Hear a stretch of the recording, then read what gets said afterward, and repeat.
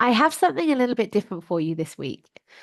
I have been thinking a lot about the men in our world, and having two boys of my own, it is one of my passions to help influence a world where it's safe for men to have emotions, where it's safe for anyone actually to have and experience their emotions. And I feel so incredibly fortunate to be surrounded by some really incredible, brave, strong, loving men who have a slight different view on things. And this podcast is I dedicate it to working mums.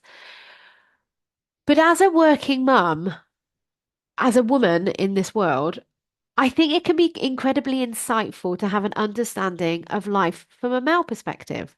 So I'm going to be doing a series of interviews with some of the gorgeous men in my life. Um, and I'm going to be sharing with just drip feeding them throughout my podcast episodes. It's my intention for all of us to create a world where it is safe for any person, any human on our planet to have and experience their emotions. Because when we do that, we are so much stronger, so much more resilient than when we try and hide them away, avoid them, or or try not to feel them. So, with that in mind, here's one of the episodes. So, this episode might be a little bit longer than what you're used to, my friends, because today I've got a very special guest with me. I've got an ultra X marathon runner, children's author, inventor, and electrician, plus one of my most incredible clients. Give it up, my friends, for Ant Hillman. Hello, hello. Thank you. How are You're you? welcome. I'm good, thank you. So Ant's in his shed. He might get interrupted by someone coming into his house. I'm recording this in my kitchen, and generally I get interrupted by someone in my house. So we're just going to see what happens. We're going to go with it.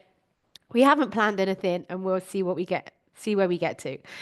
But I've been coaching you for about 4 years on and off now. Yeah, yeah, yeah. I I looked at it. We actually started coaching in January 2021. Yeah, And if yeah. Go It's on, what were flown you going by. to say? No, I just said it's flown by. I was thinking about that myself, actually. It was probably, I think the last 2 years has been really significant for me. Mm, Certainly the last year, for sure. Um, the two, but 4 years I've been, I remember you coming into the company we work for and giving us a presentation, and that straight away struck chords with me. The fact yeah, that that was possible, and you were so confident about how we can be and how you can control certain emotions and feelings and stuff like that. And as well as that was the first time I was ever hearing anyone say that it's possible. It was also the first time I was ever listening to it, the potential of it being possible. yeah, So rather than just ignoring it, ignoring the the fact. So it was quite inspiring that day. Um, brilliant. and then I think we ended up setting some meetings up after Yeah, that. yeah. And yeah, the first 2 years was a struggle for me, not because of you, obviously.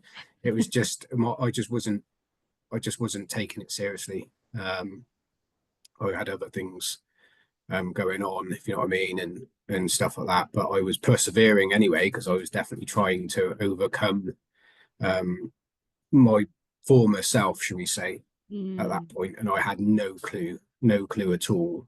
But apart from what I already knew, if you know what I mean, I had no clue about how I act and how I turn up as myself. Now basically. yeah. And if I remember correctly, one of the first things that we spoke about was your nervousness of presenting. Yeah, yeah, I remember that. Yeah, it was. Oh yeah, it was. I would struggle. Not only would I struggle. I mean, a part of my job is to present things and present Yeah, things. In a way, in a communication format where not only am I saying something, but the yeah. people talking to understand what you're saying, Mm, which is a huge disconnect if you if you don't understand that. it's not the words itself are meaningless until you have experience behind the words to be able to understand what they mean.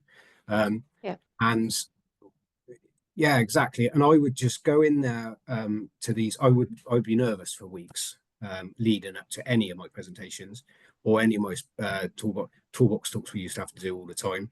That got easier because it was more friend colleagues. But when I had to do it in front of hundreds of people, or even on Teams in front of hundreds of people, that really shook me up. And Mm. the the overthinking that I would do, it was weeks up to it, and it was right up to the point you talk, and then and sometimes I just couldn't cope. Do you know what I mean? It really got me. I could barely speak, and it's Mm. one of the things that you've done since three. Do you know what I mean? So you know how to speak, but I just couldn't.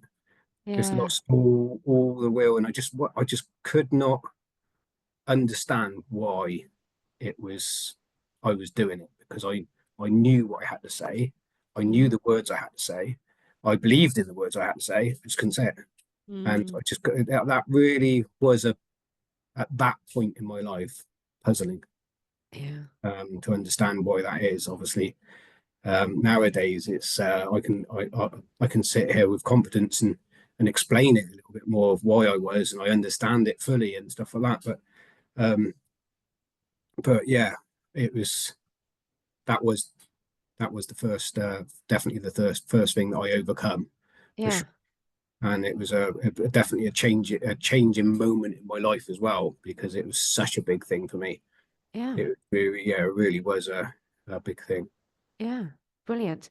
And so over the years, and I was thinking what has happened in the time that we've been coaching, and you've overcome your drink. You've stopped drinking. You've become a dad for a second time. Yeah, You've got your ADHD diagnosis. yeah, And then most recently and most significantly, obviously, the Ultra X Marathon, which we're going to talk about in a second, yeah, which if you don't know anything about, and I didn't because I'm good at running a bath and that is it, it's 136 miles over 5 days in the Nevada desert. What the fuck? yeah. And it's not flat either, so you're going over mountains. So Yeah. it's 6,500 meters of elevation you're going up and down, if you know what I mean. And yeah, it is definitely brutal. Um, Gosh. mm, So, over the course of our conversation this evening, we are going to dive into the drinking. We're going to dive into how it's changed your relationships, becoming how you've become comfortable with who you are now, which I just think is the most beautiful, incredible thing ever. And we will obviously talk about the marathon. yeah, And before I forget, actually, if you send me some links to Heads Up, which is the yeah, charity that you're raising money for, isn't it? yeah, I will put that into the show notes. Although we're recording this in November 2024, so if someone this messes with my mind, but if someone's listening to this like 2025, 2026 and beyond, the link may not work. But yeah. The link to look the up and charity will. So yeah, yeah, that's it. So what do you think has been your most significant change? I put the most significant is certainly being confident. Mhm. That brings it. That ends up answering a lot of questions, and it also helps in a lot of other areas as well. Okay. So I was so not confident. I was the opposite of it. Do you know what I mean? And regular, but I hid it well. Do you know what I mean? I was able to stay in the background, to isolate myself, to not really get involved in conversations unless I knew the people really well, to be able to voice my opinion. Even if I thought I was right, I would shy away from it. So the confidence I have being myself now is within the last 2 years. This Mm, is so even when I done my first hurdle of being able to do public speaking and not actually freaking out every single time, that was a massive step for me. And to be fair, actually, that was the point where I thought, actually, this does work. mm, Until that point, I was just going with the flow to try to find anything that could help and just doing whatever I could, whatever was needed. And then I thought, actually, this is really powerful to be able to. It was nothing else but that to be able to control my emotions.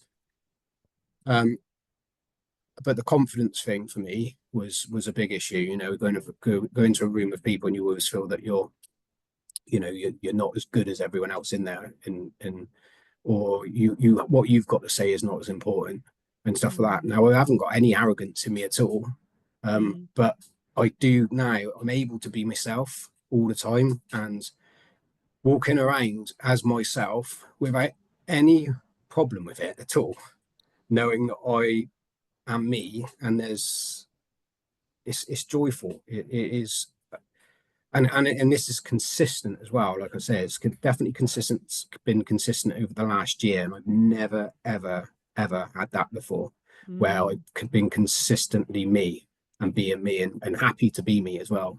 So I mm. think that's the biggest change, and that, of course, that is part of the confidence thing. Yeah.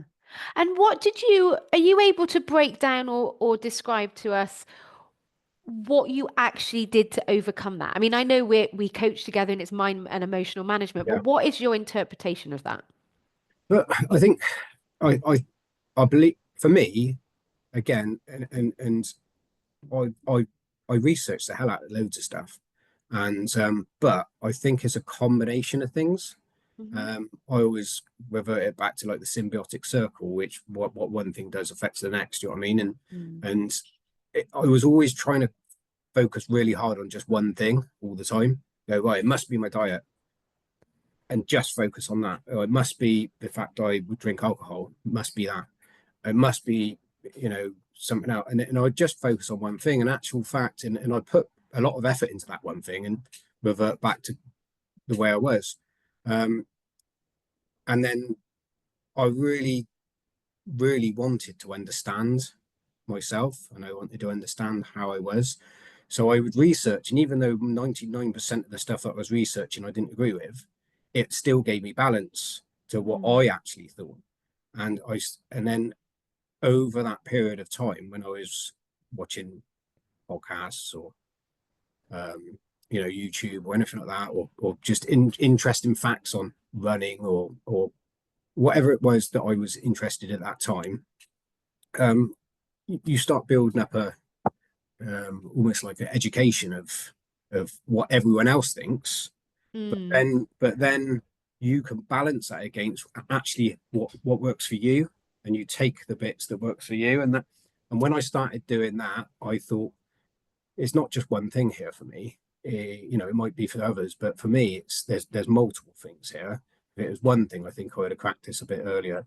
There's the mind, but I now put that at number one for me. mm, With a healthy mind, and which in the way that I now think about things so differently, or able to allow myself time to think about things so differently, mm, um, is is a game changer. But that alone, I don't know. But that alone, I'm not sure whether would have been good enough. So then I look at the way the gut health and stuff like that. And I know there's a lot of research on. You mentioned the ADHD thing earlier, and I was diagnosed quite late in life, but I knew, I always knew there was an overactive part of me that I've hidden for so many years, mm, and I was ashamed of it. I was also dyslexic at school, so you know, I was diagnosed dyslexic at school, but not with the ADHD. And again, there's loads and loads of research that can be connected in some people, and 100% for me it is, and I get yeah, all that now, and I don't just get it because someone's told me. mm, In actual fact, if someone didn't go through um, you know the the science behind it or the logic behind it, I might have not have ever known. However, now I know, I truly know, and those things again, I think you put it down to like knowing yourself, if you know what I mean. mm, Know thyself, what they say, don't they? But if, if you're living a life, what you've, if I mean, going back to me, I was always living a life that I was um, shown. You know what I mean, that or what I that see, you were what, that sorry? I was like, what I was either shown or Oh, what I okay. or the what I seen. So Yeah, if my friends were doing a certain thing, I want to do a certain thing, and that's what I yeah. believe would be, And I'm not saying that's wrong. It just wasn't me. Mm, But that's what else do you do? And I've got no doubt that age is a factor of this as well. As you grow older, you do understand it brings some sort of level of wisdom or um, foundation of knowledge about experience. Mm. Um, and yeah, it just it's those sort of things really that really um, forgetting the word now, but it really cements your level of understanding about who you are and what Mm. your values are. And when I follow those values, which I have done now consistently for a year, there's so many different occasions. It it brings joy to yourself as well, where you no longer need to just think you've got to be someone else to fit in or anything like that. Well, it's not the fact I don't care; it's the fact that I don't need to. It's Yeah. we're all individuals, and we should all be. If we can again, I can't talk for everyone else because I sort of feel like I had to go through a bit of a journey to understand it, but I'm sure you don't need to. I don't know because I've not been able to go straight from where I was to where I am now. Yeah. But I feel like I've had to be broken a little bit Yeah. to understand the balance of the pain or the feelings of pain or the Mm. and the thoughts you go through to really then educate myself in in actually I'm good with that. I'm good with the Yeah. stuff that I've done in my life. I'm okay with my accent. Sounds like a farmer. Yeah, I'm okay with it. I'm good with it. Yeah. I'm okay with. I mean, I've told you other things as well that I'm okay with, which Yeah. probably good for this podcast. But I'm. It's just not a. I'm a respectful person. I would never ever want to hurt anyone else. But likewise, I'm getting up every day knowing out of bed, knowing that you are you completely, Mm. and you have got the day in front of you to fulfill in whatever way you want, not with selfish intent necessarily, but just to go with it. Do you know what I mean? And see what's out there. Go with the flow. And another piece of this, which goes back to the confidence thing, is I would always shy away from stuff that I didn't understand, um, or stuff that looked weird.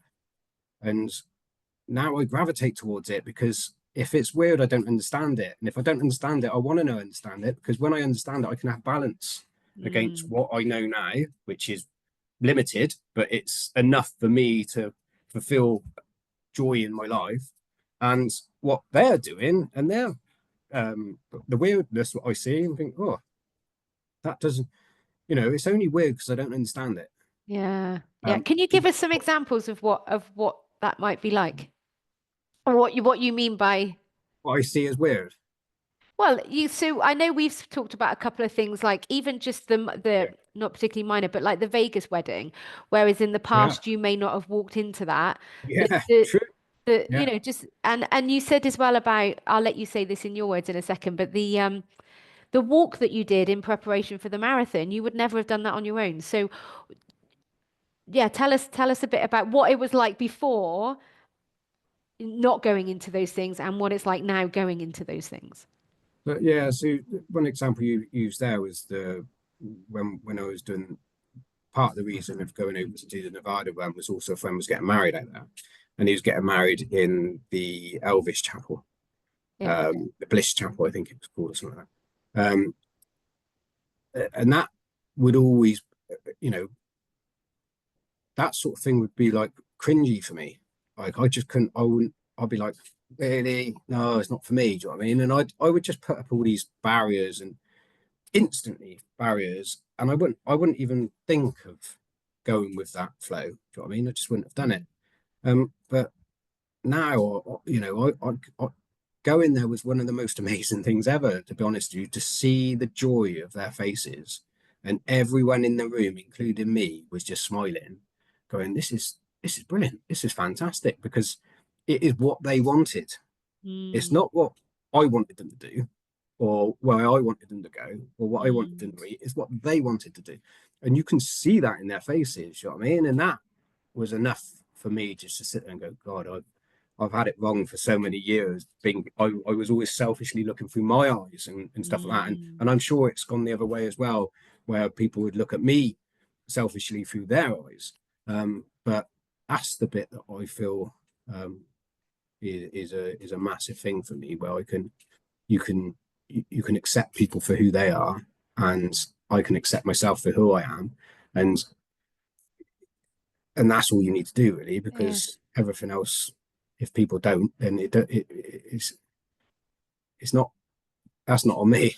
Yeah. And I think it has to start with accepting us. Like it has to start with accepting Yeah, you and knowing that as humans we are perfectly imperfect and we're not going to be the same as everybody else and our uniquenesses and our differences. And when we accept ourselves, we are then available to accept other people.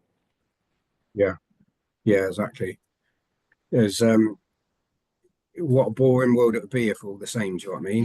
Yeah. And but even I think I think where I've been confused in the past is because because some of us are alike, or there's some elements of what we like or elements of what we do that are similar. We instantly think we're the same, but actually that's still far from the truth, in my opinion. Now, it's we're completely individual, completely ourselves, completely who we are. So even if it rhymes slightly with your friend or your family member or whatever, you're still completely individual, and Mm. that's the bit that I am happy um, to explore more. Do you know what I mean? Mm. I've definitely not cracked it in any way, shape, or form.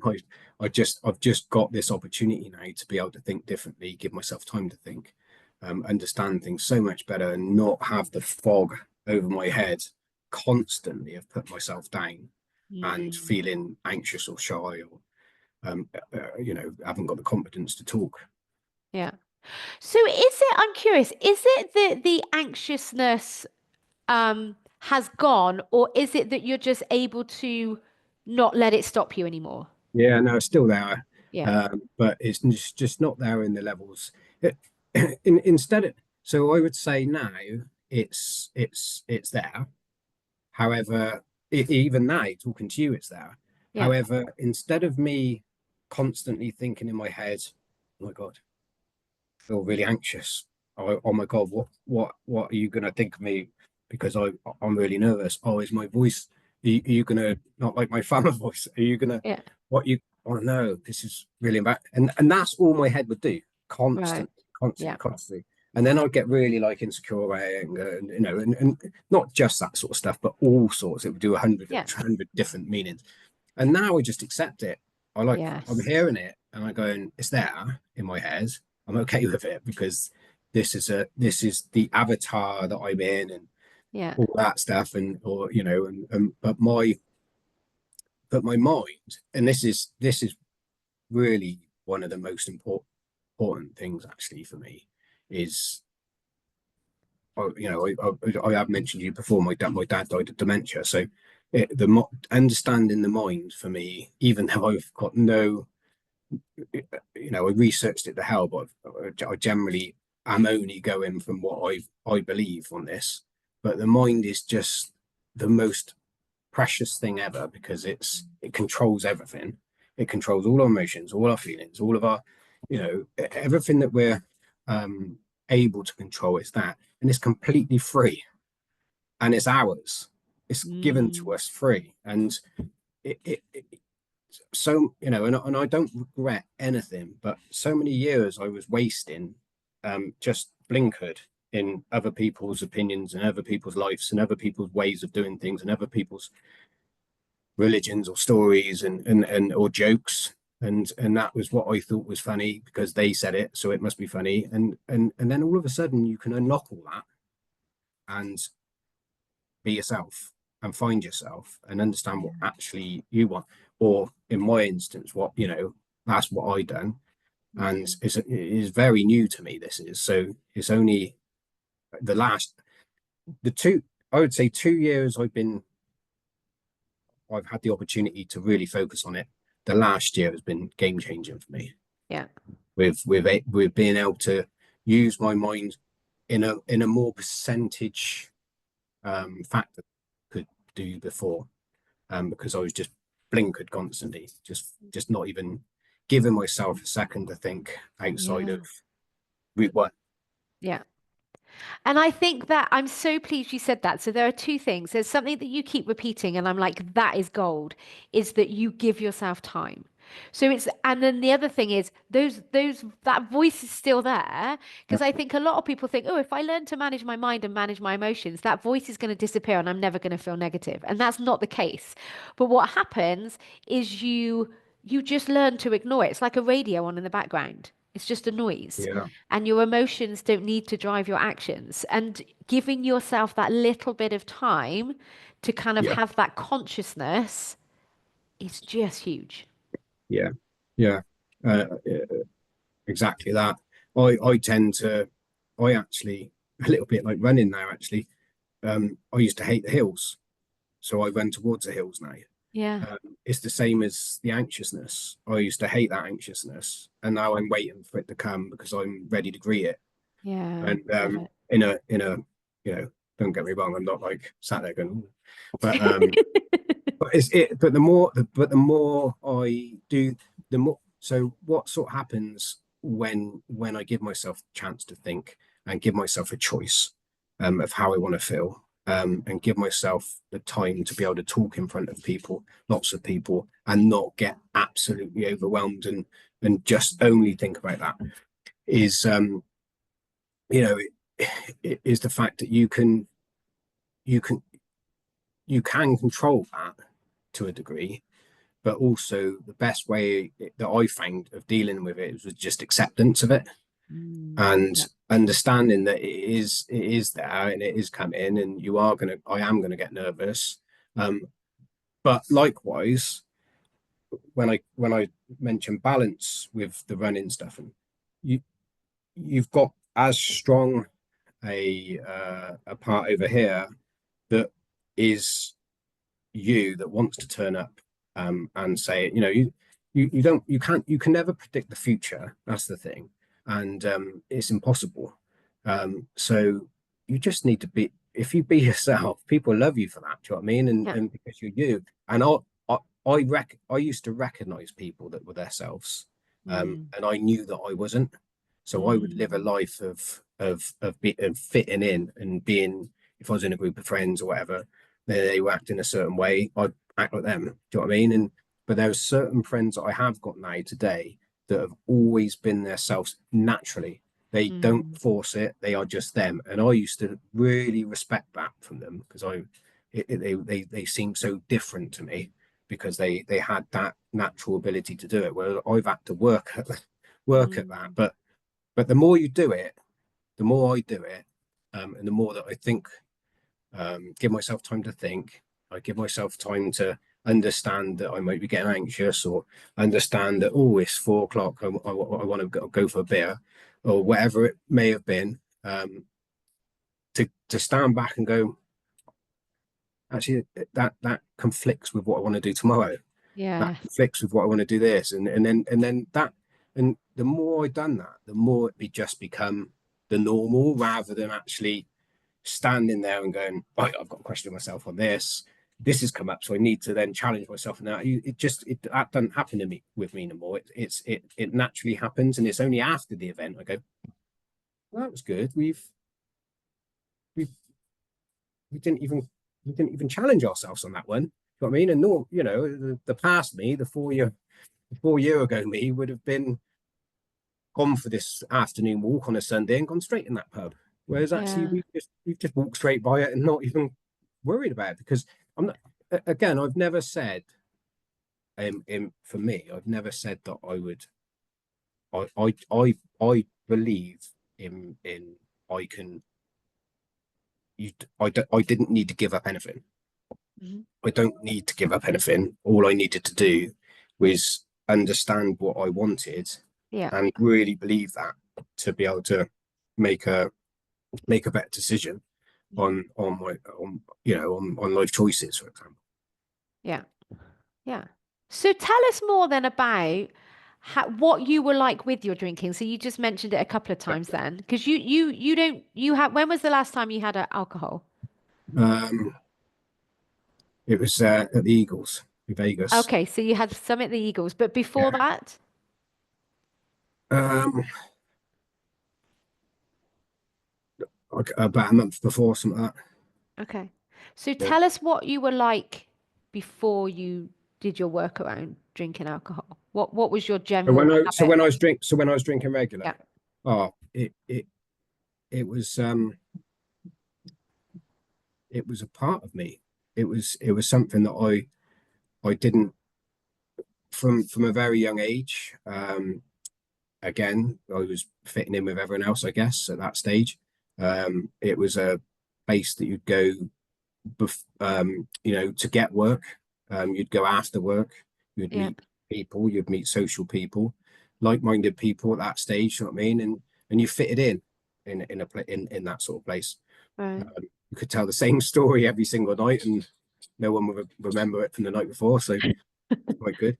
But um, but it was relentless because you it's habit forming, Mm, and I can hand on heart say I was never my body was never in it, it didn't crave it in a way. It was my mind just gravitated towards it because it was what I knew to to be fun. mm, So I was associating drinking, social, being out of a work environment with either colleagues or friends, um, and it was fun. Um, and then day after day after day after day, year after year after year after year, and then I went through some phases where I'd, meet a girlfriend or a partner or whatever, and you just stop. You just wouldn't do it anymore because that wasn't their thing. But then you gravitate towards it again, and mm, stuff like that, and it was just always sort of there. Um, but what I can what I what the horrible thing about what I can remember of that is I had a constant fog over my head.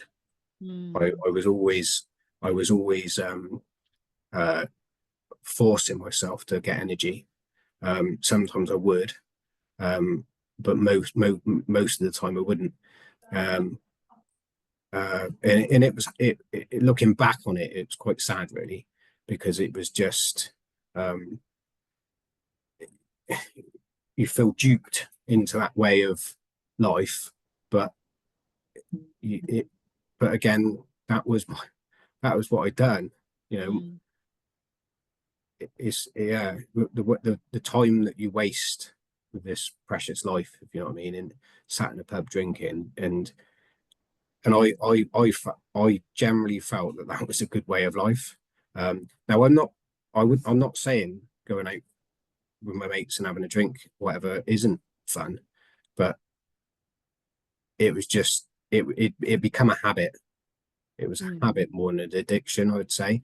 Albeit that if I was to say any word at all that would describe my the way I am, I have got this addictive personality, and that's the only word I can say. But I generally believe I can control that addictive personality.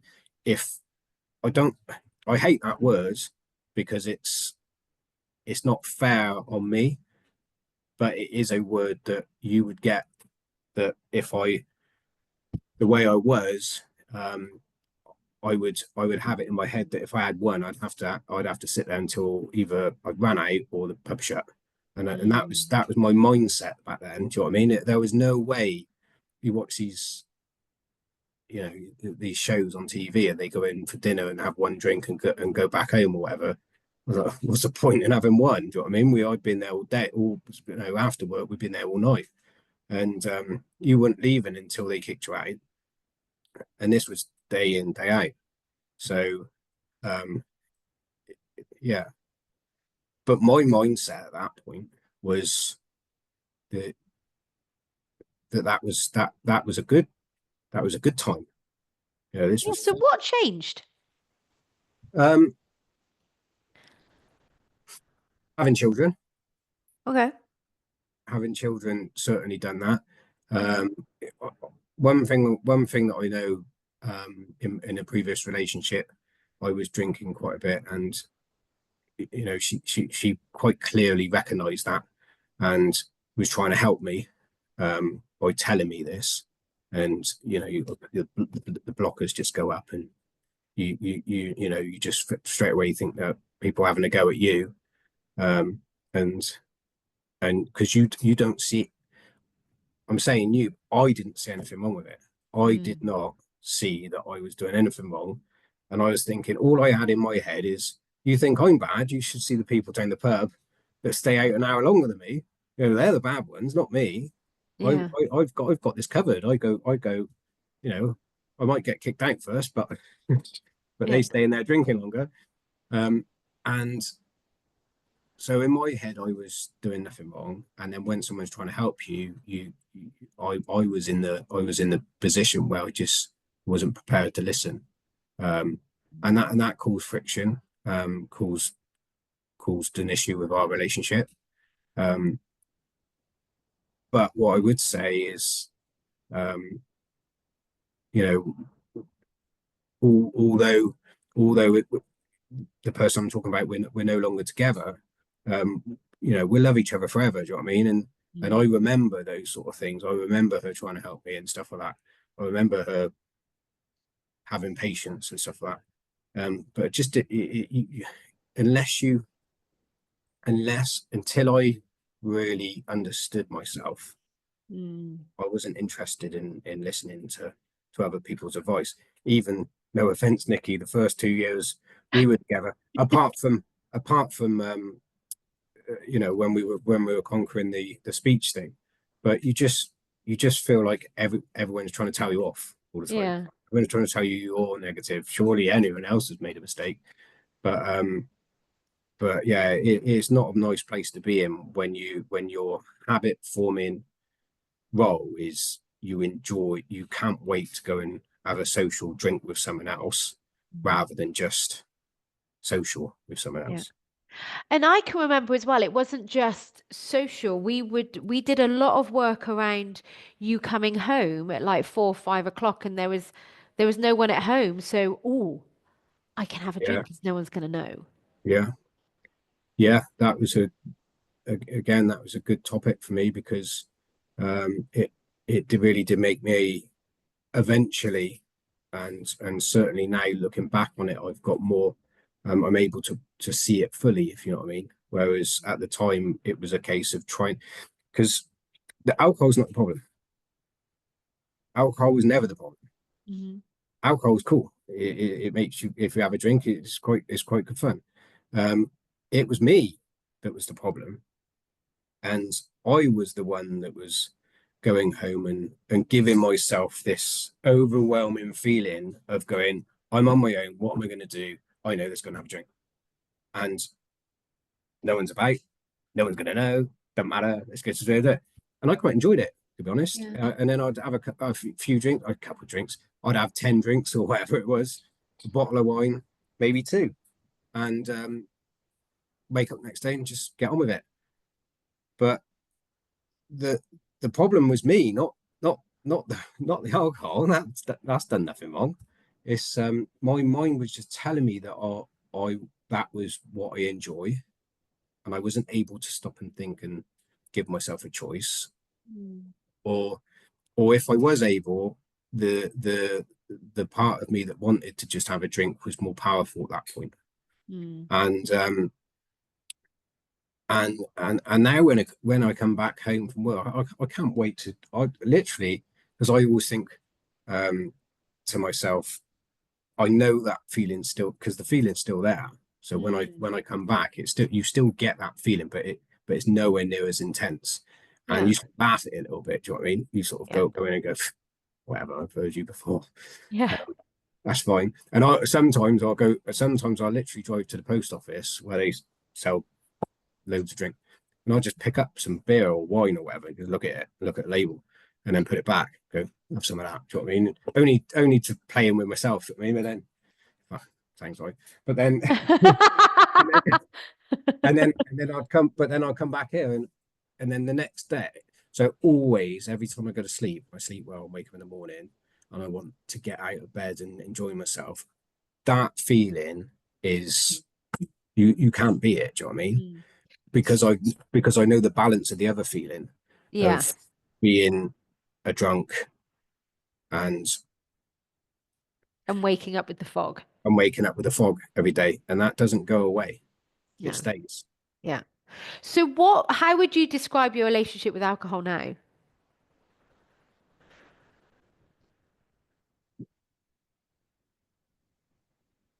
I I would ne- I think it's I would say that I probably still need work to do Mhm. with it not being still present in my life. However, this is the good bit. Well, I think that it doesn't own me anymore. So Yes. it no longer tells me it no longer has the power, or even though I just said just now it's not the alcohol's fault, but I no longer gravitate towards alcohol to be able to switch off from something. Mm. Um, I don't need to. I don't need to do that. I found something better than that. And that something better is much more important. So when I weigh up the odds between the balance between getting drunk for an hour or two, and feeling that fog constantly, and the better thing that I found, and multiple better things that I found actually than that, that's much more important to me. So, Yes. so I would say my with that the it no yeah it I no longer need to gravitate towards alcohol.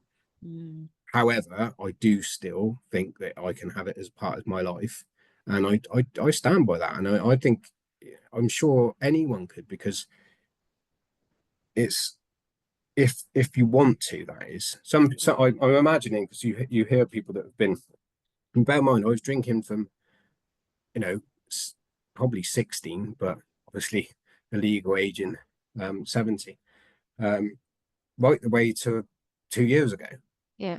heavy, and it got heavier and heavier and heavier and heavier. Yeah. So I had probably a few month gap at a certain relationship or whatever. But other than that, it was a part of me. It Mm. felt a part of me, and because of that, you always feel that you're it's a part of your life. But it's only when you've, like, when I find something better that isn't, though, that's much better, that's much, regardless of the healthy side of it, you just feel great because you're not doing it, Yeah. feeling great for a lot longer because you're not doing it.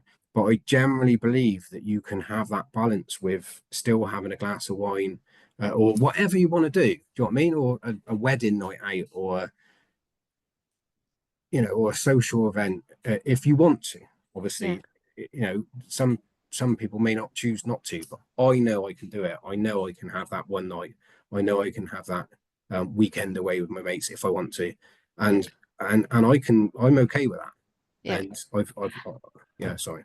No, I was just that reminded me of Glastonbury, because do you remember we were talking about Glastonbury? I don't know if it was this year or last year, and you were, or maybe even been the year before, and you said I can't imagine going to Yeah, Glastonbury and yeah, not being drunk. And yet yeah, this year you did Glastonbury. yeah.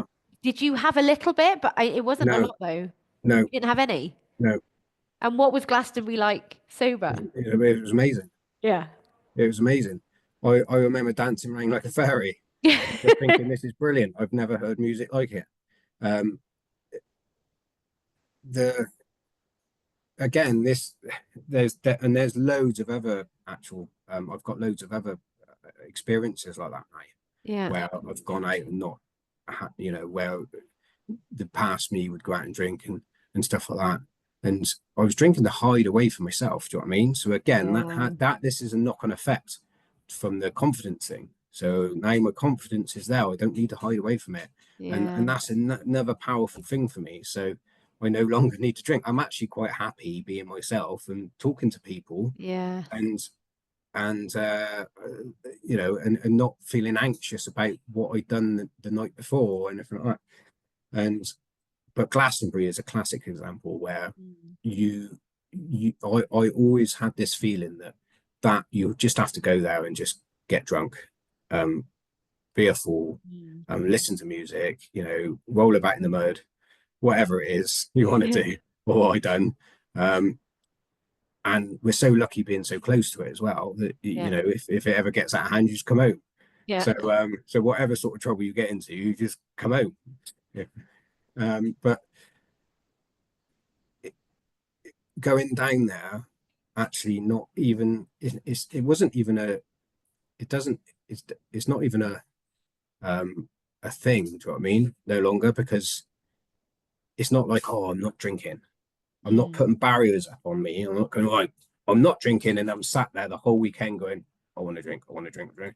Just it's not like that. It's Yeah. you're just not bothered by it, because I took my boy down who was 11, and it's not the place. Well, in my opinion, it's a day place for kids, and then at night get them out. That's just my opinion, but obviously, it is for everyone these days.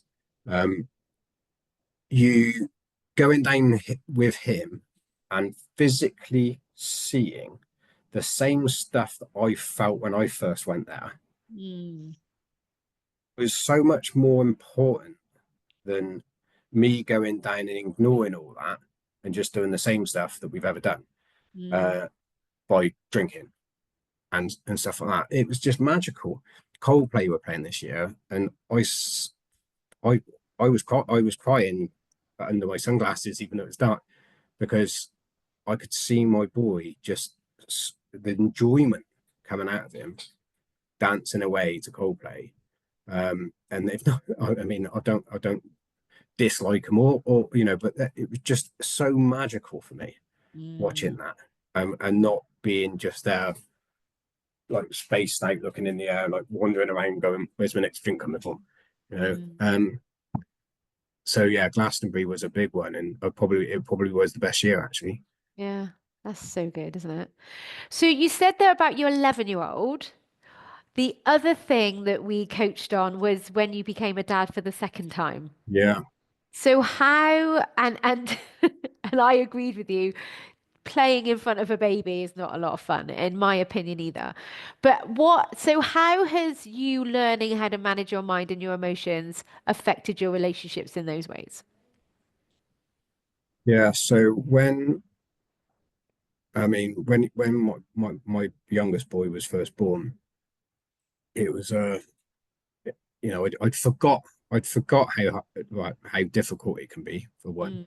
Mm. I thought it was easy, but then maybe it's because I wasn't doing as much as I should have been at that point. Um, You at the pub. I was at the pub. So it's like, this is easy, this is, but no, it really did. Yeah, so the late nights, sleepless nights, the fact that you're slightly older than you were the first time, do you know what I mean, and all that sort of stuff. It affected me, and um, seeing seeing this beautiful, you know, boy in front of you that you absolutely um, felt something for at that point but it's just a baby, and you don't know how to handle it. And I've got no, there's no natural, there was nothing, there was no natural ability that was coming out of me to go, this is what you need to do, that's what you need to do. And then seeing the mum do everything perfectly, um, you just feel like, what can you do? Do you know what I mean? So it affected me. And then when the other thing at this period of time, um, he's now almost 5. So Is he? yeah, yeah. Well, he's still 4, but he's Yeah. yeah. Gosh. So yeah, Oh, well, of so course, because this was back when we started coaching. I yeah, can remember yeah, exactly. coaching and him being born. Yeah, so we would be. Yeah, sorry. He, they, and again, I knew this. I knew this through people telling me. I knew this because this is what they just want your time. You know what I mean? They don't want these toys or anything like that. They just want to be with you. And I knew that, but I still couldn't pick myself off the sofa as much as I could. I knew I loved him. I knew that that was there, but it just wasn't. Everything else, my mind, the fog was blocking everything else out. Do you know what I mean? So it was just everything was watered down. Um, and I just didn't get I just couldn't get off the sofa to do it. And if I did do it, I felt like I was forced to do it as well. It was like a force thing that, oh, why are you all sat on the phone? Why are you all sat on your phone? Why, why don't you get up and play with him? Why don't you do it? And absolutely, why didn't I? But couldn't. I know it sounds really bad, but I wanted to. Every part of me said, do it, get up, just do it. Why can't you? And I just, I just didn't have no, there was just nothing in me to want to do it. And that, it's really hard me saying that, mate, because as I'm saying, I'm thinking this is why the mind is so important, Mm. because I just wasn't strong enough with the mind at that point. I didn't allow myself to understand me in aspects and who I was. I wasn't diagnosed with ADHD at that point either. I was in and out of depression. Again, I was struggling with, at that point I was battling with the side of not trying to drink. Um, Mm. doing quite well, but it was a battle rather than a just a natural thing. Um, and so all those problems it was just that's the only thing that I was thinking of. Albeit you would sort of try to get all that out of the way and then go, yeah, but you got this beautiful boy. Let's get up and get him and go, yeah, but all this is going on, so let's sort this out first. Then do you know what I mean? And that took priority um, at that time. And then as the symbiotic circle, I like to say, the bits that I started putting in place, the mind management side of it with yourself, the stuff that I'd done on my own outside of, what we talked about, to try to understand myself. I took blood tests and tried to work out if I was deficient or low in certain vitamins and stuff like that, which I was, because the spectrum's so big on what they call normal. So I was quite low on that. So that helped as well. And all these little things that I was recognizing more. Uh, if I didn't exercise for 3 days, that was one thing. It was a 3 day rule for me. If I didn't go out and do anything because I'm on the laptop most of the day, if I didn't go out and exercise for 3 days, I felt it. I felt the fourth day. I really felt tired, down. Do you know what I mean? And the fog was increased to what it normally was. It was always there, but it was even increased. Um, but these other things that I was doing started lifting it. Then I was starting sleeping better. Um, I always felt like I was a good sleeper, but I clearly wasn't because the my watch told me. Yeah. But and then when that and then a change happened for me, and I might be jumping a year here or so, I don't know, but it, when I had the energy, and when the fog was at a low end of the spectrum rather than the high end of the spectrum, and you were confident, you had the confidence in yourself and stuff like that. Well, I had the confidence in myself. I then knew what I had to do, but it wasn't a case of I have to do it. I wanted to do it. Do you know what I mean? So I literally seen this same, a year later, maybe same boy playing on the floor. I don't need to be told to go do this. I want to go and spend time with that boy. And I think because I think also this may be an added factor that he'd got older as well, so he's Mm. more interactive with me. He was looking at me in a different way than a baby would if effectively. He can recognise you and recognise your features and stuff like that. And that was again a changer for me in that respect as well. But I can see how when they say people can go through like postnatal depression and stuff like that, you know, Mm. it's a real thing. Do you know what I mean? Depression, and it's a real thing when you allow it to consume you, and you don't have an opportunity to sort of recognize. I mean, I'm sure. I mean, I recognized I was down, but I didn't recognize that there was a chance to get out of it. Mm. Yeah. And I think that's the thing. People don't realize they have a choice, do they? They think how they are is how they're going to stay forever. Yeah, And I that's one of the things I wish people just re could realize that wherever you are, you do actually have the ability to change purely because you have a human brain. yeah, This has got nothing to do with circumstances or the environment that you're in. It's got everything to do with the fact that you have a human brain that can change if you yeah, want to change it. yeah. And I think you're just a perfect example of that. So what are you like with your son now then? Uh, I see him. I see him regular, but when I say regular, it's not enough still for me, but it is regular. It's when I do get to see him, should I say, we have just I just all I want to do is sit with him, play with him, do what he wants, follow him, he follows me. Do you know what I mean? And classically, this is the thing, and I know not when I walk through the door, that I may not have seen him for a week or two, and I walk through the door, he drops everything Oh, when he sees me and just runs to me, and that is like, do you know what I mean? That keeps me going for another couple of weeks. yeah. That that moment.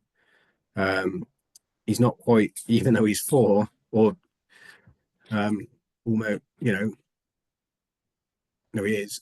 Sorry, he's not speaking yet, so he's still not fully talking. He's not pronouncing words fully, but he's got it. Do you know what I mean? He's Yeah. really good with numbers. You say a number on a whiteboard up to anything, and he'll go and point to it and circle it. Um, you can actually physically see him reading the book and pronouncing the words, but he can't quite get the word out. But he's there with it, and it's just beautiful moments like that that I can focus. I don't. My mind's not over there. My mind's not over there. Mind's not on the fog of emotions that I'm giving myself. My mind's Mm. just sat next to him, going, "This is beautiful. This.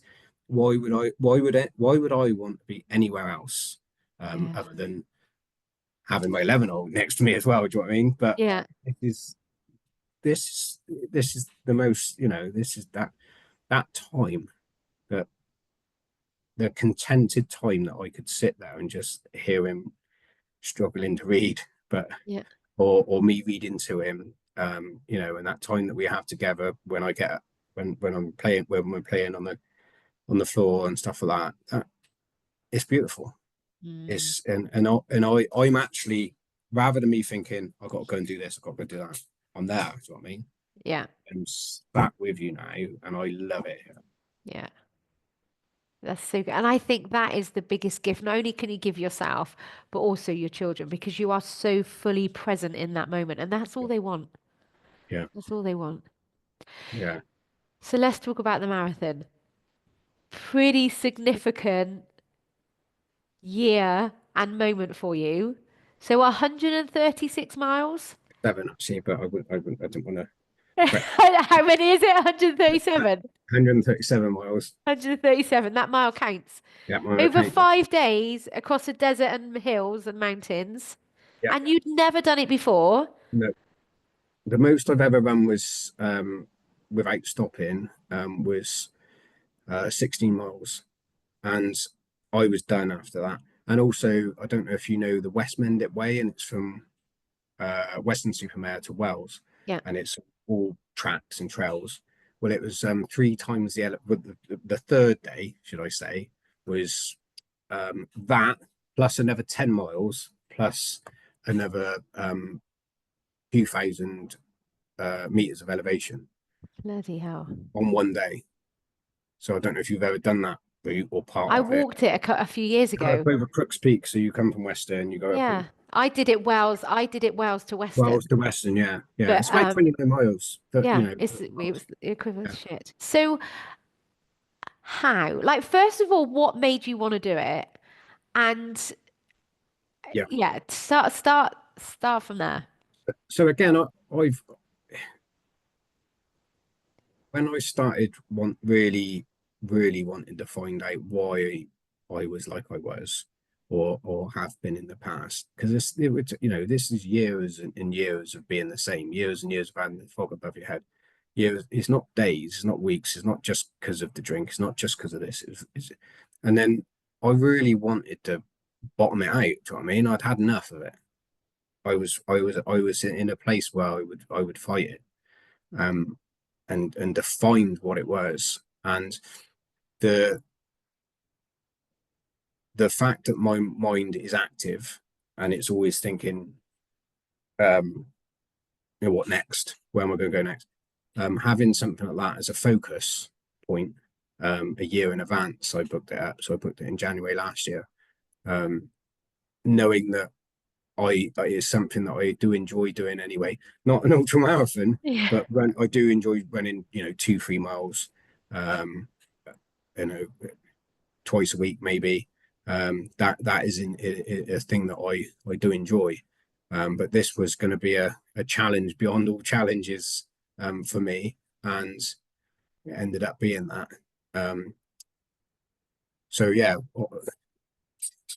I believe I needed focus, where I had something not only to have a goal to get to, um, but also to try to keep a level of fitness, going beyond what I've had before.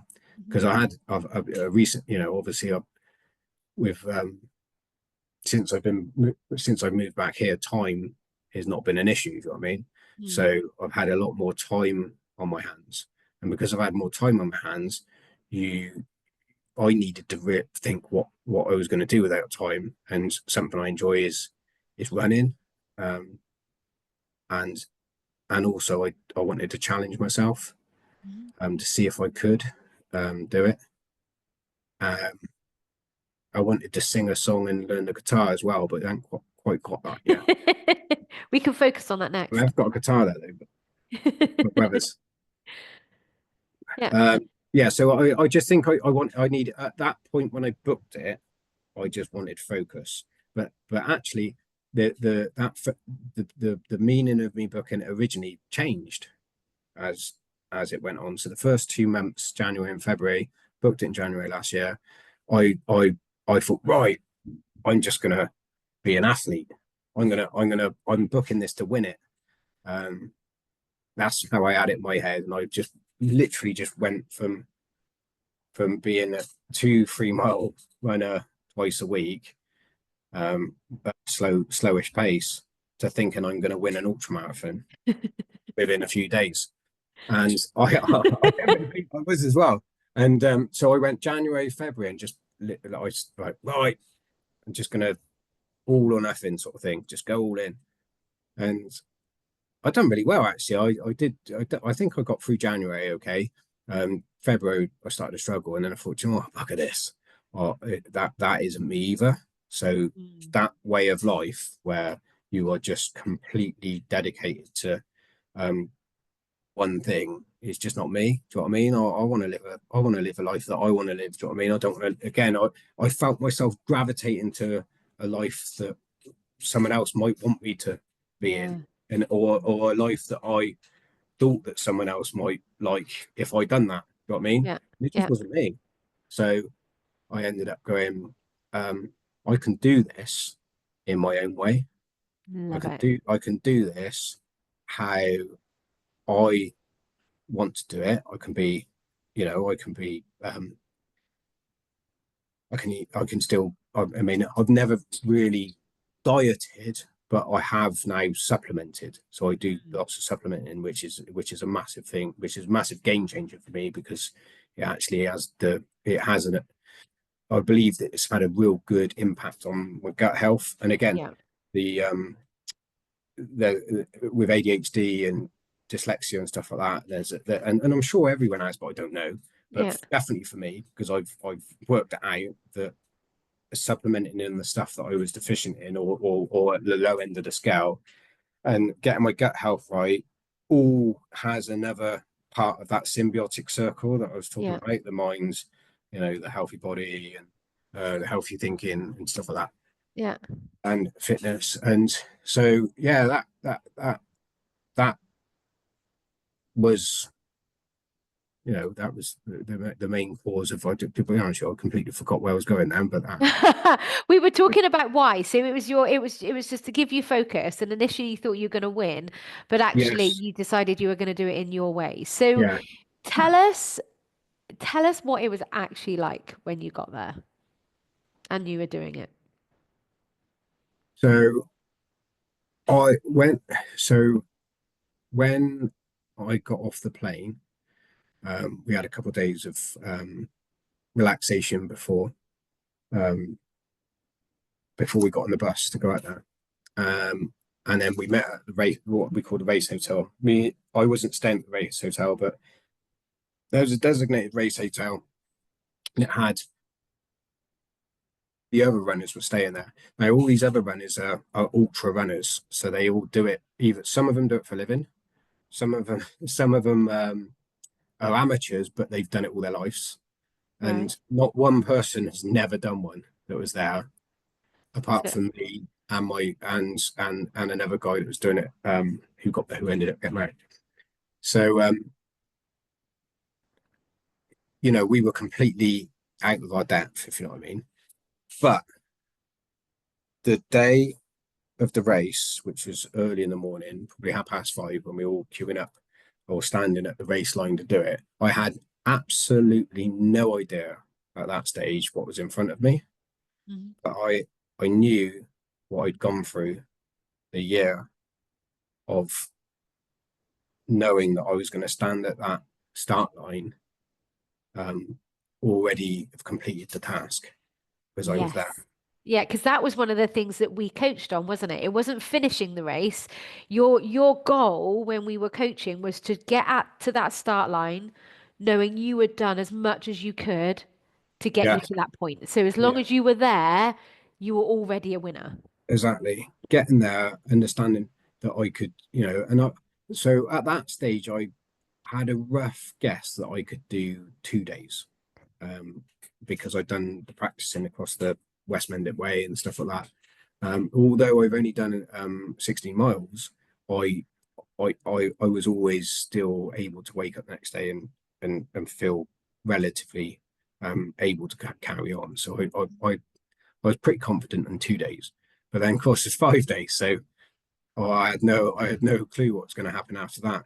Um, but yeah, so the first day was, I think, 27 miles first day, and it was something like 3,000 foot of elevation on that one.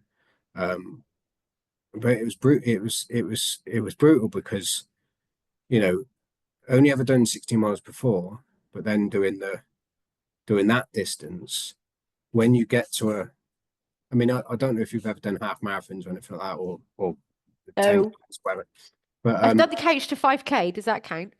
yeah, it does. I think. Yeah, I mean, you, you, the thing is though, it's really funny because like the half marathon, I've got some. Don't know if you can see in there. Oh But, yeah, the medals. yeah, so I've And got. you've got your finished Oh yeah, Nevada finished it. I t-shirt. finished this one. Oh yeah, and this, yeah, and here just to prove that I've done it. But the the the half marathons, because when you do a lot of running, you try to get each mile consistent, and then but you run as quick as you can for each mile, you run as quick as you know you can for each mile to keep each mile consistent until the end. So you do 13 miles, and yet after the 13 miles you're dead. You literally just have got nothing left in you and you're gone. And that's the same as that's a the training's different, but it's a similar mindset for a marathon. So you're trying to keep that consistency all the way up through the levels. You might be running a slower pace, but your consistency stays the same, until you know you can finish. But at the end, you know you're done. You've got nothing left in you. Whereas an ultra marathon, you're you're not concentrating on speed. You're not No. concentrating on each mile. You're just concentrating on um, finishing. Now, the athletes may well be thinking completely different, but I wouldn't know what they're thinking because they're just super fit guys. But for me, it was just about making sure I could get to the end. And there's 6 time zones between each race. You've got to get to the next, you've got to get to a time zone before a certain time, and you need to have left that time zone before a certain time. And if you do that, you're allowed to carry on. And the minute you miss one, so there's 6 on each day, if you miss one, you're out. There's no excuses. If you got lost, if you fell over and hurt yourself, if you're out. They were quite good here where they would allow you to carry on, but as a non-competitive runner, so you wouldn't get the t-shirt, you wouldn't get Right. the and you wouldn't be on the world ultra runners rankings either. Which you now are. I'm very low down on that ranking, but Doesn't matter, you on it. I am on it. So yeah, once you get to the first time zone, you can fill up with water and stuff like that, as long as you've got time available, Yeah. and then you go off to the next one. So time management's everything on that one, especially if you're like me that was in the mindset just to complete it. So you knew that you had a time zone between there and there. You didn't know the way, so you've never done that distance before. You have Mm. got GPS tracking on your watch, and you have got and the track is marked out every so often. So it is unlikely for you to get lost. But if you did, you know you're not gonna make that time back up. Mm. Um, so that was always on your mind. Yeah.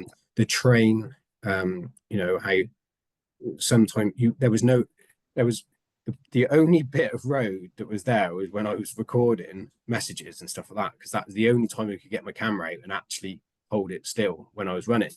But it was it was brutal. You're talking. I don't know if you've ever gone to a stony beach and stuff like that, and you try, it's a bit of a hill, and you try running up it. It's like that constantly. Is that sort of, it was just really, really difficult, and all of the muscles that you're used to using was aching. Um, I actually went over on my ankle, and this was on the third day. That was a 38-mile one, and I went right over my ankle and twisted it. And luckily, I had a bit of a panic. Thought I'm out, but Mm. luckily I managed to sort of walk it off. And after that, because each time station you've got a doctor there, and a timekeeper. So in every one, so that they're able to assess whether you're okay to carry on, but also to support you if you need to with straps and stuff like that. So, and give you tablets to take away the pain. But the I generally went through every single emotion. I went through every single. So I can only say this based on my experience of my life previous. Yeah. So I've gone through all of my emotions that I've been through previous. I've gone through every pain barrier that I've been through previous. Um, and and I was expecting it. So it wasn't a shock to me when it came. I was waiting for it to happen. The only hiccup I had was when I actually went over on my ankle, and that if that had have broken or fractured or whatever, then that may have taken me out of it. But I was at no stage was I ever going to give up through the pain that I was going through or the emotions that I was going through. I embraced all of it because I knew it's coming, and I was waiting for it. And when it did come, it was like, you're here now. Yeah. You're staying with me. Let's do it together, sort of thing. Do you know what I mean? Yeah. And accepted it and put one foot in front of the other and just kept going and going Brilliant. and going. And that's a really powerful thought, isn't it? I'm not stopping. I'm Yeah. not stopping. So what do you think? Because we were talking about this yesterday when we were catching up, weren't we?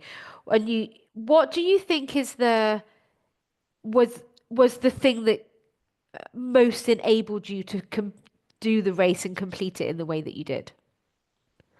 Um, so, without doubt, the easiest answer is this. So Um, so for those of you that are listening and not on YouTube, Ant's pointing to his head. so is the mind. Um, without doubt, it was the my body gave up long before my mind did. In actual Mm. fact, my mind didn't give up. To be honest, it would only have been an injury that would have taken me out, or the doctors have said you can't carry on because you're not fit enough, if you know what I mean. But yeah, my mind was able to control the emotions that I was going through. Don't get me wrong, it was as powerful as it's ever been. I was laughing, I was crying, I was singing, I had to put music on a couple of times.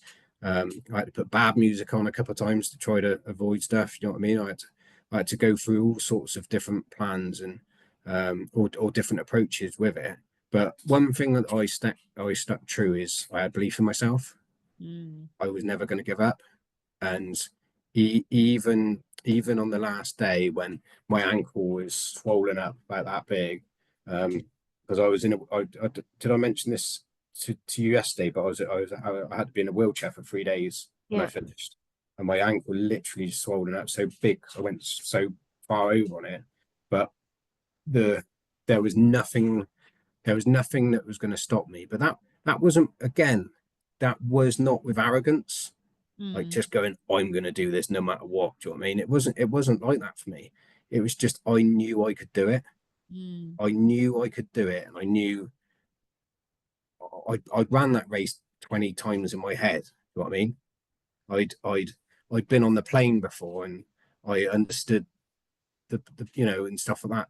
I was elated when I was at the start line, going, I've already succeeded, Mm. no matter what happens there. And you're doing it for an amazing cause, Yeah.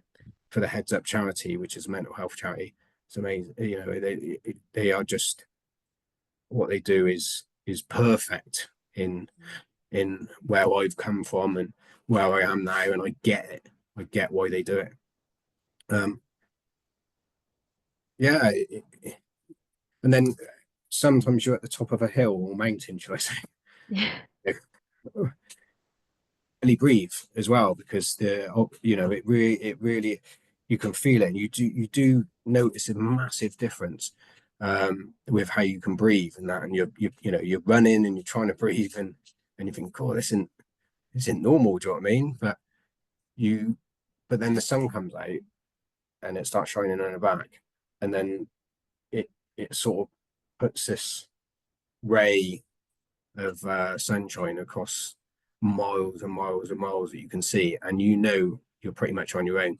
I mean, there's some people probably behind you, not many.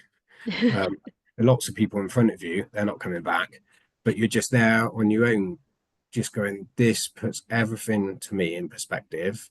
This Mm. is what I was hoping for. Do you know what I mean? This moment, and you just take a moment and just look at it and go, it's so beautiful to be able to stand there and go, I feel free.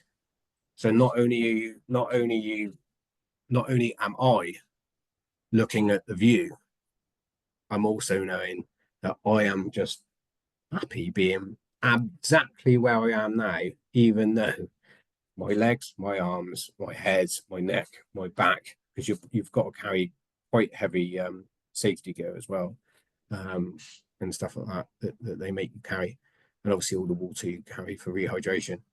Um,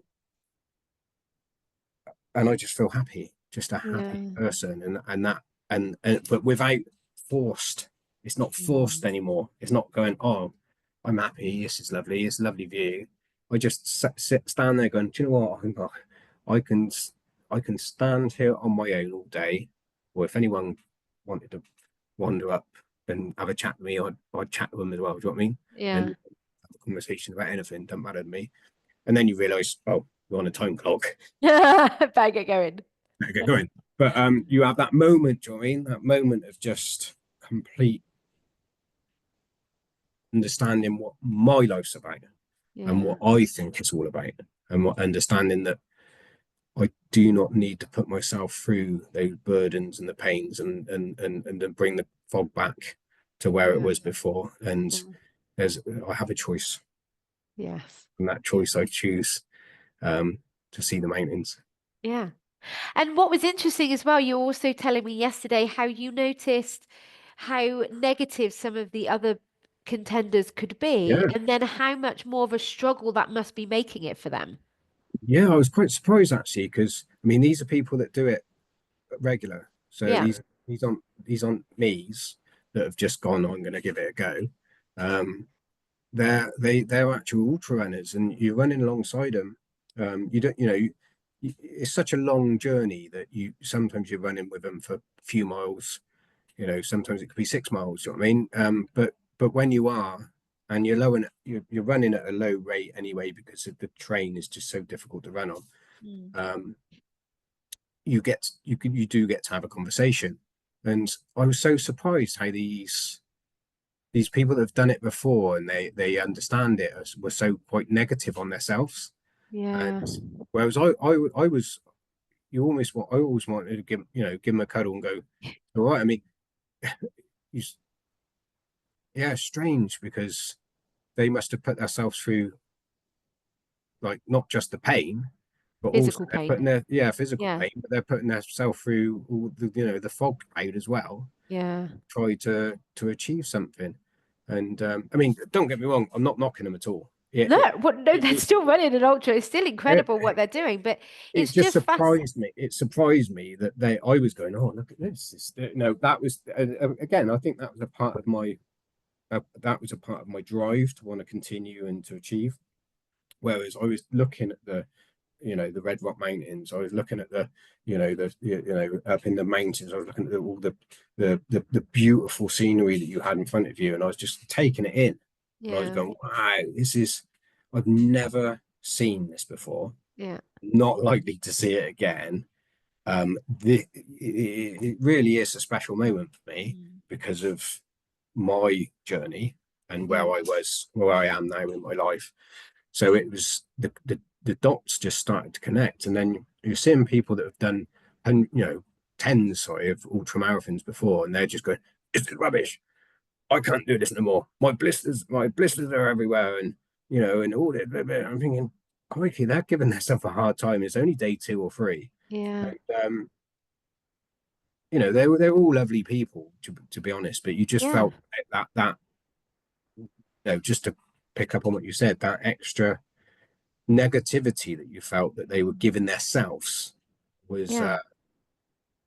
I mean maybe I don't know, you'll correct me if I'm wrong, maybe some people might deal with that in an anger way and then be able to push them through barriers, but for Well, me I think, and like I, it does. I do find it very ironic that I've coached you on your mindset on an ultra marathon when literally I do not run anyone. It is very entertaining to me, but when we're when we're doing any form of exercise or self-development, doesn't matter what it is, how we talk to ourselves matters, yeah and that tone of voice to ourselves really matters. And what I'm hearing from you, Ant, is that you were, even though you were in physical pain and you were physically exhausted, um, you were able to enjoy the experience because that yeah voice was encouraging. You were talking to yourself like, not like you said, not in an arrogance, not in a punishment. You had nothing to prove. It was just, you can do this, Ant. yeah You can do this. I believe in you. You can do it. And I yeah think that makes such a huge difference. yeah I think I was pinpoint well no I know I was pinpointing the good parts of it, and I was ignoring the bad parts of it. How is the 4 years ago I would have been doing that wrong, pinpointing all the bad parts of it and Yeah. ignoring the good points of it. So Yeah. it's just a flip. I've flip reversed it where, and again I do that quite regular, not just Yeah. the running side of it. There's all sorts of things that I do, but not to try to trick myself because Yeah. I'm quite honest with it as well. But just to embrace it in a way Yeah. to get the best out of it. Um, I mean, these guys that are runners were just, yeah, they just seemed like they weren't enjoying it. Do you know what I mean? And I thought, Mhm. you know, and I can imagine a lot of people thinking, well, yeah, no, I wouldn't enjoy it either. But for me, it was very rewarding, Yeah. albeit the pain that you go through, the physical pain that you feel. Yeah. And I think what also you said about earlier, visualizing, like you had already, I mean, this is one of the things that we spoke about quite a lot in our coaching, wasn't it? And I do this a lot with my clients, is the visualizing ahead of time. It's called like a mental rehearsal. So, going through those bits when it's going to be challenging, and how are you going to talk to yourself, and how are you going Yeah, to keep going, and imagine yourself keeping going, and imagine yourself crossing the line, and yeah, and vision. And sports professionals do this all the time. yeah. Well, I'm sure you have told me that before. I didn't know sports professionals do it, but it makes complete sense to me Yeah, because I had to do it myself. yeah, I had even had a little cloud, not here, but here yeah. with Nikki's face in it, and rang at me at some stage and go, "Well, now's the time you need to use a bit of your, a bit of your skill sets with your mind to be able to overcome this 9 mile uphill." And I went, "Yeah, no, that's probably about right." But but I, again, that I don't feel embarrassed by that. Do you know what I mean? The, that's me. Yeah, That these sort of things are happening in my mind, yeah, and it, it's I embrace it. yeah.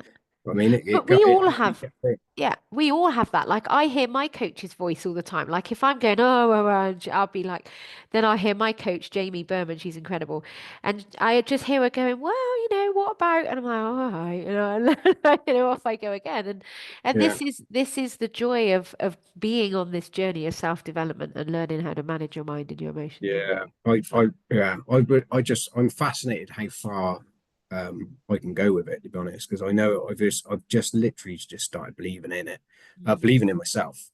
For firstly, to be honest, but the minute I believed in myself and believed, actually, I'm not that bad a person. I'm not, I certainly don't want to hurt anyone else. I can be myself, and if anyone doesn't like that, that's their problem, not mine. Um, there's all these little things that I am doing for me, eh? And it then opens doors for me to think of the net, like what's next, if you know what I Yeah. mean. Like on that, I would never say I've cracked anything, but Mm. being able to give myself time to understand that I do not need to give myself burden in the way that I was, Yeah. and the way that I was for so many years as well, is just a revelation to my future me. Can't predict the future, but what I know is I'm not going to be in that position again Yeah. where I am going through months and months and months, years and years and years, Mm. feeling that way for no reason, Yeah. because it's me that was the problem, not the alcohol, not the people around me, not what people said to me, not the fact that I was nervous of getting up speaking, not the fact that I couldn't spell, not the fact that I was worried that if we had a spelling test or a maths test that I just completely embarrassed myself. That was never the problem. Yeah. That was never the problem. The only problem was is me thinking that it was a problem Yeah. and believing and not believing in myself, not believing that no, I do add value to other things, Mm. and the other things that I add value to. I don't care if I'm as good as anyone else. I'm as good as I need to be. Yeah. And Yeah. then literally when I started thinking like that, everything opens up for me. All the other little avenues I want to investigate, play the guitar, Yeah. or whatever.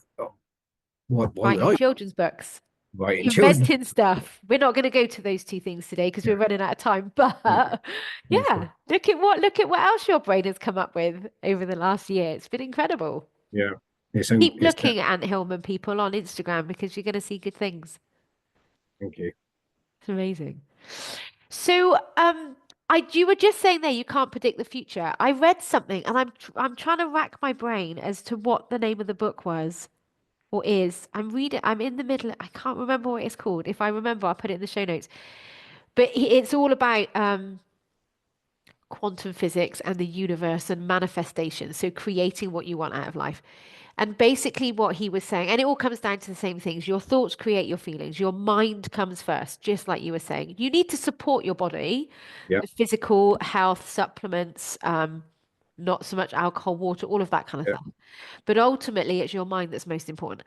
But he did actually say, and it did kind of stop me in my tracks when I read it, is you can predict the future because what you are thinking and what you are feeling and how you are behaving today is going to create your future. So, looking at what you're thinking and how you're feeling and how you're behaving, you will see what your future is going to be. And if you keep thinking, feeling, and behaving like you've always done, that is the future that you're going to keep creating. Yeah. And you have fundamentally changed that for yourself. Yeah. Well, what you just said that I can revert back to me always thinking negative and having a negative out future. Yes. So the yin and yang effect, the the good and bad effect, whatever beliefs that you go through, if that's possible, and thinking negative is going to give me a negative future, which absolutely happened. Yeah. Thinking positive, why can't it give you a positive future? Yeah. It's Because the it's the only way opposite. it will be. It's the polar opposite. Yeah. No, I accept that. Yeah. That's amazing. So, is there anything else that we haven't covered that you think is relevant? How much time have we got I left as know, well? I know, because I do think we could probably go on for hours talking about this. No, I'm, the only thing I'd like to say, I thank you for your time, and your your ability to be able to make your ability to be able to communicate in a way that I understood, Oh, thank um, you. because that's very difficult to do for everyone, and you probably have to change your tactics with certain people. So yeah, to be able to understand someone in the way that they're meaning it is a good trait, and that's what I always try to do going forward now as well. To not just say the words, but to try to make sure the person that's listening actually gets or understands it, and if not, then we might need to change our tact a little bit. So thanks for that, for being able to help me in that in this respect, and I am. The other thing I'd say is I'm really looking forward to what's next. Do you know what I mean? Yeah, Especially with a positive outcome or outlook or whatever. yeah, yeah, me So, too. I can't wait. So I am so grateful to be part of your journey, and it's been so amazing to watch. You inspire me so much, and thank you for trusting your time in me because it is a trust, isn't it? We've talked about lots of different things, and yes, I appreciate you so much.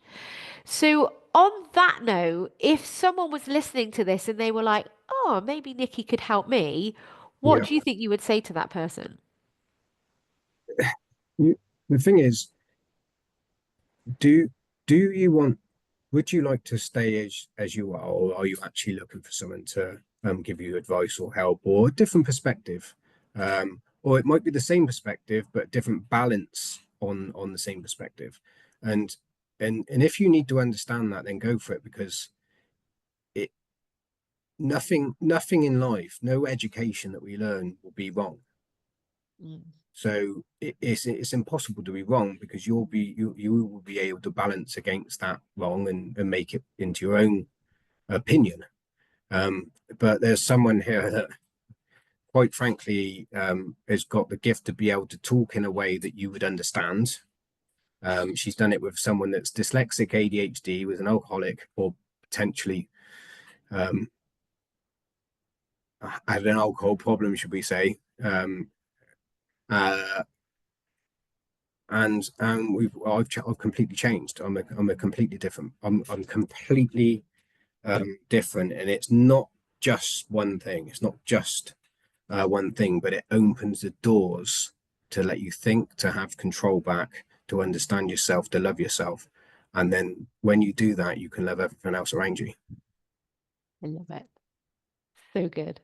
Thank you so, so much for talking to us. And thank you, everybody, for listening. We could probably carry on talking for hours, but we are going to stop it there. So I will put your link to Heads Up, the charity, Yes.